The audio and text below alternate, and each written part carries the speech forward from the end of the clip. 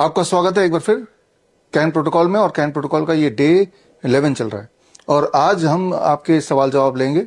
आपके मुख्य सवाल जो लगातार आ रहे हैं और लगातार आते रहे हैं आप जैसे और पेरेंट्स के इन द पास्ट, तो मैंने सोचा कि आज का दिन, आज का ये वीडियो आपके लिए क्वेश्चन आंसर का हो जाए। आपके सवालों के जवाब को देने के लिए मैं मदद लूंगा हमारे ऑब्जर्वेशन स्टडी की।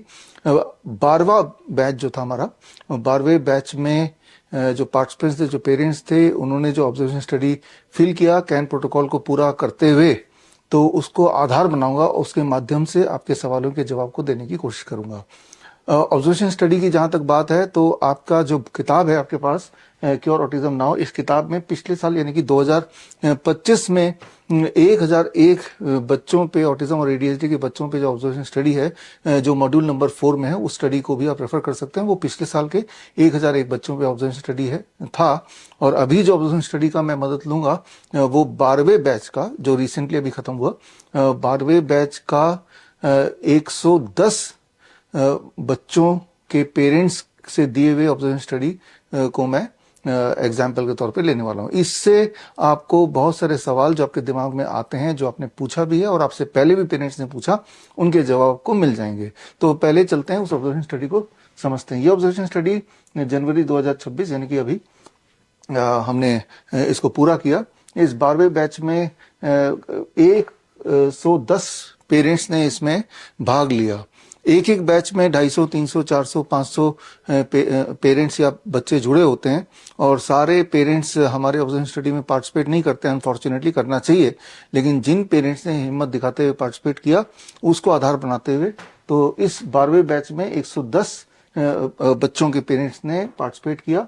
और इसमें 105 तो भारत में ही है, और उसके अलावा ऑस्ट्रेलिया से एक, कनाडा से एक, जर्मनी से एक, थाईलैंड से एक और यूनाइटेड किंगडम से एक है, यानी कि 5 आउट ऑफ कंट्री के भी पार्टिसिपेंट हैं। और भारत की बात अगर करें तो इस 12वें बैच का जो ऑब्जर्वेशन स्टडी है, इसमें 105 बच्चे जो हैं वो आप देख रहे हैं अलग अलग प्रांतों से हैं, अलग अलग स्टेट से हैं।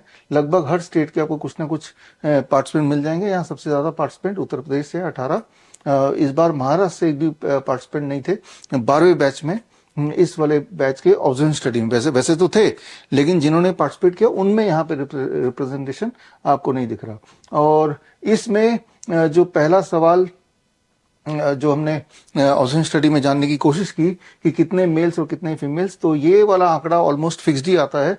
आप देख रहे हैं 79% मेल्स थे, यानी कि बच्चों में ऑटिज्म और एडीएचडी के, और 21% फीमेल्स थे इस 12वें बैच में। यहाँ पे समझने की जरूरत है कि ADHD, autism, neuro developmental disorder अधिकतर मेल्स को होते हैं इन कंपैरिजन टू फीमेल्स। 25 और 75 का रिलेशनशिप अधिकतर माना जाता है। दैट मीन्स कि एक मेल में न्यूरो डेवलपमेंटल डिसऑर्डर होने के चांसेस 3 गुना अधिक है in comparison to a female. और वही वाला रेशियो हमने लगभग अपने हर बैच में भी देखा है। तो आगे अगर हम बढ़ें तो इसमें जो अधिकतर आप देखेंगे 6 से 10 साल के बच्चों की तादाद करीब 58% है, 5 साल से छोटे वाले करीब 25% है, और जो 16 साल से अधिक वाले 3% है। 20 साल से अधिक वाले रेयरली कभी मिलते हैं, 30 साल से अधिक वाले एक भी कभी नहीं मिलते। इसका मतलब ये हुआ कि 30 साल पहले ऑटिज्म, एडीएचडी इन सब का नामो निशान नहीं था, और जैसे जैसे वैक्सीन की संख्या बढ़ती गई, बच्चों में लगाने वाले एंटीबायोटिक्स पे पेरेंट्स ज्यादा दिलवाने लगे या डॉक्टर ज्यादा देने लगे, इस तरह से जब टॉक्सिक चीजें बच्चों में भरने लगी, चाहे वो डॉक्टर्स के बताने से या पेरेंट्स के खुद के चाहने से, या कई बार जिस तरह का अभी माहौल बन गया है, हर जगह फास्ट फूड की अवेलेबिलिटी ज्यादा हो चुकी है, तो इससे अभी, जैसा मैंने आपको शुरू में ही बताया था कि अभी आजकल बच्चों में न्यूरो डेवलपमेंटल डिसऑर्डर ज्यादा दिख रहे हैं। तो जाहिर सी बात है 16 साल से कम वाले बहुत थोड़े से ही रहते हैं किसी भी बैच में, और कई बार नहीं भी रहते हैं, लेकिन अधिकतर 6 से 10 साल वाले ज्यादा है। यहाँ इस वाले बैच में जिन्होंने ऑब्जर्वेशन स्टडी में पार्टिसिपेट किया वो 58% 6 से 10 साल के बच्चे ही थे। और कंप्लायंस, कितने प्रतिशत लोगों ने 0 वोल्ट थेरेपी कर लिया? 70% लोगों ने बोला हाँ हम कर पा रहे हैं 0 volt therapy. Sunlight exposure 78% parents दिलवा पा रहे हैं अपने बच्चे को। डीआईपी डाइट 83% पेरेंट्स, या इसको ऐसे ले सकते हैं कि 83% फॉलो करवा पा रहे हैं। मतलब 100% कोई तो 100% अपने बच्चे पे डीआईपी डाइट फॉलो कर पा रहा है और कोई 50%। तो एवरेज निकल के आया तो 83% के लगभग मान ले रहे हैं। आप ये बोल सकते हैं कि सारे पेरेंट्स सारा कुछ ही थोड़ा थोड़ा फॉलो कर रहे हैं, कोई चीज ज्यादा फॉलो कर रहे हैं, लेकिन ये एवरेज की बात कर रहे हैं। यहाँ आ गया आपका आपके पहले 2 सवाल जो आप पूछते हैं या पूछा है कि हमारा बच्चा तो फॉलो नहीं कर पा रहा है। हाँ, ये भी यहाँ भी देखिए कि सारे बच्चे सारी चीज फॉलो नहीं कर पा रहे या पेरेंट्स फॉलो नहीं करा पा रहे। इनमें जो सबसे बड़ी चिंता अधिकतर एडल्ट्स को होती है कि हमारे बच्चा नीम कैसे खाएगा, नीम का सेवन करना, नीम बात कराना, ये सबसे मुश्किल ऐसा प्रतीत होता है। लेकिन आप देखिए कंसिस्टेंटली हमने अपने सारे ऑब्जर्वेशन स्टडी में देखा कि नीम थेरेपी सबसे ज्यादा पेरेंट्स करा पाते हैं और उस रिजल्ट भी उसी से सबसे ज्यादा आता है 95%। यानी कि सारे बच्चों ने लगभग सारे बच्चों ने नीम थेरेपी को भरपूर किया। तो जो हमें लगता है कि नीम हमें खुद ही खाने में ठीक नहीं लग रहा, इट इज सो बिटर, तो बच्चा कैसे ले पाएगा, जबकि ऐसा नहीं है। बच्चों में नीम वाला जो कंप्लायंस है वो ज्यादा होता है। कई बार तो पेरेंट खुद ही नहीं दे पाते, या देश से बाहर जो लोग रहते हैं जहां नीम नहीं मिलता, तो अनअवेलेबिलिटी की वजह से भी ये नीम थेरेपी बच्चे से देना रह जाता है। तो पहला सवाल कि मेरे बच्चे डीआईपी डाइट नहीं कर रहे या नीम नहीं खा रहे हैं, अब यहाँ पे मैं यही बोलना चाहूंगा, थोड़ी कोशिश करेंगे तो कर पाएंगे, क्योंकि आप देख ही रहे कि अधिकतर पेरेंट्स हमारे सारे के सारे प्रोटोकॉल अधिकतर टाइम पे करा पाते ही हैं। इसके लिए पेरेंट्स को खुद भी वो करना पड़ता है। जब बच्चा देखता है कि पेरेंट्स खुद भी धूप में जा रहे हैं, पेरेंट्स खुद भी ग्राउंडिंग कर रहे हैं, पेरेंट्स खुद भी नीम ले रहे हैं, और घर में जो डाइट है वो सारा कुछ फ्रूट्स, वेजिटेबल, प्रोबायोटिक ड्रिंक, यही सारा कुछ है, कोकोनट बेस्ड रेसिपीज हैं, तो बच्चे के पास चॉइस कुछ रहता नहीं है, तो बच्चे के कंप्लायंस के चांसेस ज्यादा हो जाते हैं। अगर आप एक ऐसे परिवार में रहते हैं जहां आप ये सोचते हैं कि सिर्फ बच्चा करे और हम ना करें, तो वहीं पे दिक्कत आती है।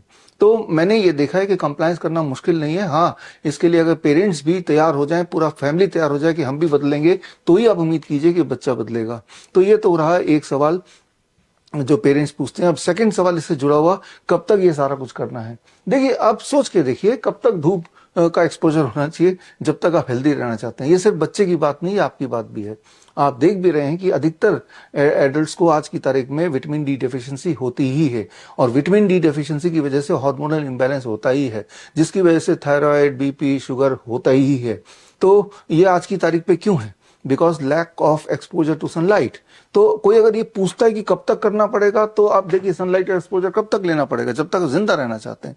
ग्राउंडिंग कब तक करनी पड़ेगी, जब तक हम अच्छा हेल्दी जिंदा रहना चाहते हैं। ठीक इसी तरह से ये जो नीम है, रोज अगर नीम का सेवन करते हैं, हालांकि 3 महीना मैं बोलता हूँ मिनिमम तो कीजिए to get the best result, लेकिन 3 महीने के बाद भी इसको मैं तो बोलता हूँ करते रहिए जिंदगी भर। जिस तरह से जिंदगी भर आप पानी पीते रहते हैं, जिंदगी भर आप खाना भी खाते हैं, तो नीम को अपने डाइट का, लाइफस्टाइल का एक पार्ट बना लीजिए। After all it is a leaf, it is a vegetable. आप सोच के देखिए, जो जानवर हैं वो सिर्फ और सिर्फ पत्तों पे ही डिपेंड होते हैं। गाय है, भैंस है, गधा है, घोड़ा है, इवन हाथी भी, राइट। तो and they are the strongest animal on the planet. तो ऐसा कुछ नहीं कि वैसे भी आप देखिए एज ए ह्यूमन हम पत्ते का सेवन ना के बराबर करते हैं। तो इस बहाने पत्ते रोज आपके बॉडी में जाएगा, वो भी सुबह सुबह खाली पेट, तो इससे अच्छा क्या हो सकता है। तो उसको जीवन का पार्ट बना लीजिए। आफ्टर ऑल ये आपकी मदद कर रहा है, मदद करेगा, और आपने अपने बच्चे में भी देखा और इस ऑब्जर्वेशन स्टडी में भी हम देखने वाले हैं। तो ये सारी चीजों को जितना हो सके पूरी जिंदगी भर करना है, सारी चीजों को जितना हो सके जिंदगी भर करना है। हो सके तो आप खुद भी इसको कीजिए, क्योंकि आप में से कई पेरेंट्स ने ये बताया, हमें लगातार बता रहे हैं कि जब बच्चे के बहाने हम भी ये करने लगे तो हमारी बीपी ठीक हो गई, दवाई छूट गई, हमारा इंसुलिन छूट गया, हमारी शुगर ठीक हो गई, हमारा मोटापा वो ठीक हो गया, हमारे जॉइंट के दर्द ठीक हो गए, हमारे जो एंजाइना था वो चला गया। और ये सारा कमाल with in 1 month he parents ने देखा, क्योंकि आप मेरे साथ तो 1 महीने के लिए जुड़े हैं, और इस बैच में भी इस तरह के इनपुट्स पेरेंट्स से आए हैं। तो ये जो प्रोटोकॉल है, ये सिर्फ बच्चे के लिए नहीं है, ये एक हेल्दी इंसान को हेल्दी रहने के लिए, या बीमार इंसान को बीमारी से बाहर निकलने के लिए, या फिर बच्चे के लिए तो है ही है। तो ये जिंदगी भर करना है।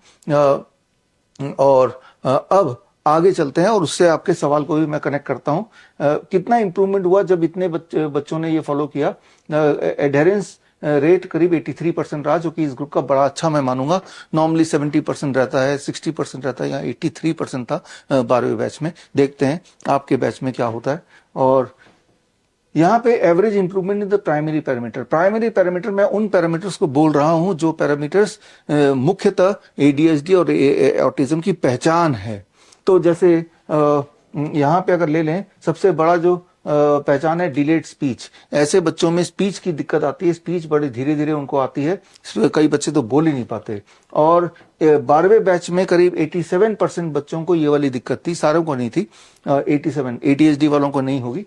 तो उस 87% में जो दिक्कत थी उसमें जब इंप्रूवमेंट देखा गया, ये ब्लू वाला लाइन इंप्रूवमेंट है, एवरेज इंप्रूवमेंट की बात कर रहा हूं, ये ब्लू 27% एवरेज इंप्रूवमेंट मिनिमम 15 दिन फॉलो करने के बाद 27% इंप्रूवमेंट देखा गया। यानी कि कुछ बच्चों का तो 80% इंप्रूवमेंट हुआ, कुछ बच्चों का 10% 5% इंप्रूवमेंट हुआ। तो एवरेज इंप्रूवमेंट हो गया करीब 27%, वो भी कुछ दिनों के अंदर। लेकिन ये करते चले जाएंगे तो इंप्रूवमेंट बढ़ता जाएगा।